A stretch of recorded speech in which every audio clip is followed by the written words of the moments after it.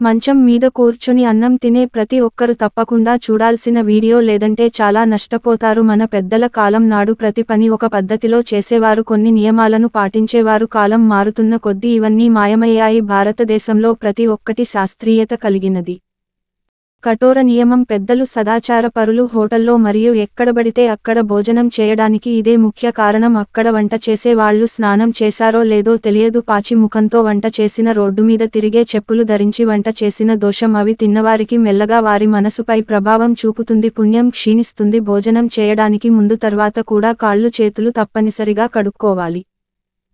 మనం బయట ఎక్కడెక్కడో తిరుగుతాం, తెలియకుండా అశుద్ధ పదార్థాలను తొక్కుతాం. అదే కాళ్లతో రావడం వల్ల కుటుంబంలోనికి అందరికీ అనారోగ్యాలు పాడవుతాయి. ముఖ్యంగా చంటి పిల్లలకు ఎక్కువ ప్రమాదం. కడుక్కున్న కాళ్లను తడి లేకుండా తుడుచుకొని భోజనానికి వెళ్ళాలి. తూర్పు ఉత్తరం వైపు కూర్చొని భోజనం చేయడం చాలా మంచిది.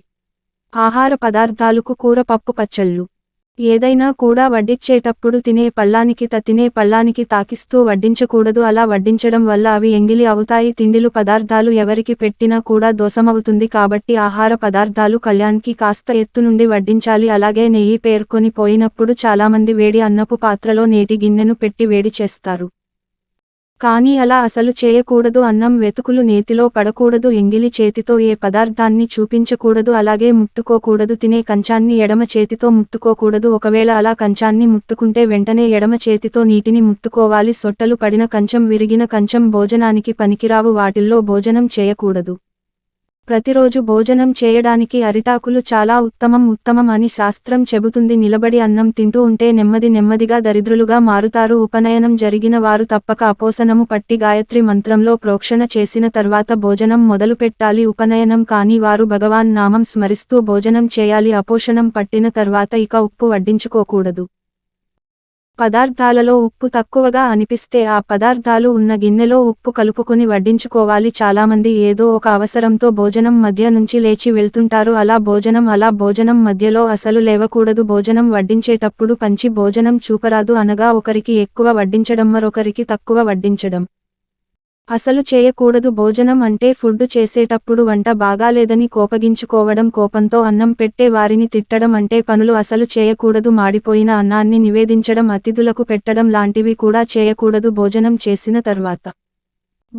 చేసిన తర్వాత వెంట్రుకలు కత్తిరించడం లాంటివి చేయకూడదు. గురువులు కానీ మహాత్ములు కానీ మన ఇంటికి వచ్చినప్పుడు మనం తినగా మిగిలిన ఆహారం వారికి అసలు పెట్టకూడదు. వీరి కోసం మళ్ళీ ప్రత్యేకంగా వండి వడ్డించాలి. భోజనం చేస్తున్నప్పుడు తింటున్న ఆహారంలో వెంట్రుకలు లేదా పురుగులు వస్తే తక్షణమే ఆహారాన్ని వదిలిపెట్టాలి. ఎంత ఆకలితో ఉన్నా కూడా గిన్నె మొత్తం ఊడ్చుకొని తినకూడదు. కొంత ఆహారం అందులో మిగల్చాలి. ఆహార పదార్థాలకు అసలు తగలకూడదు. భోజనం చేసేటప్పుడు నీళ్లు గ్లాసు కుడి వైపున పెట్టుకోవాలి. అన్నం వండిన వెంటనే ఒక ముద్ద తీసి పక్షులకు ఆహారంగా పెట్టి ఆ తర్వాత మీరు తినాలి.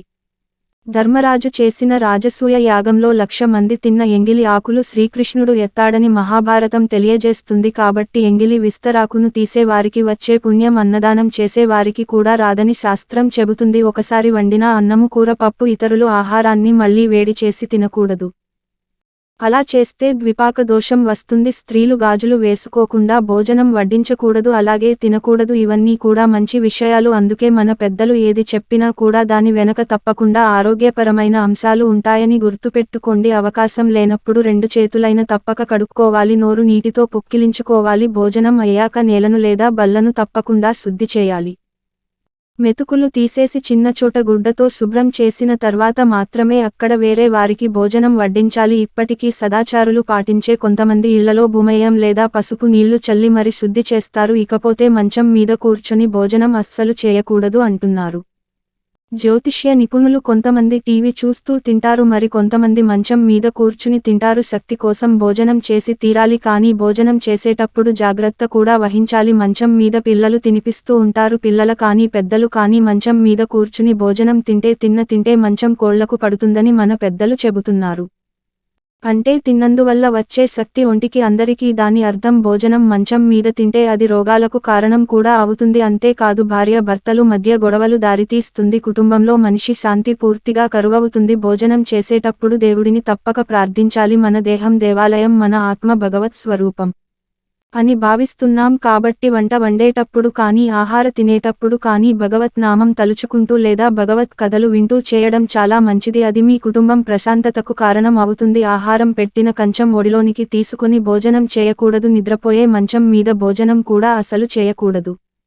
ఇది వయసు మళ్ళిన వారికి, అనారోగ్యంతో బాధపడుతున్న వారికి మాత్రం వర్తించదు. ఇంకా చెప్పాలంటే మామూలు వారవుతారు. ఆ మంచం మీద కూర్చుని మంచినీరు కూడా తాగకూడదు. అలా తాగడం వల్ల అనారోగ్య సమస్యలు తలెత్తుతాయి. భోజనం చేసేటప్పుడు చెప్పులను వేసుకుని తినకూడదు. శుభకార్యాలలో, పెళ్లిళ్లలో, గృహప్రవేశంలో కూడా భోజనం చేసే సమయంలో చెప్పులు వేసుకుని తినకూడదు.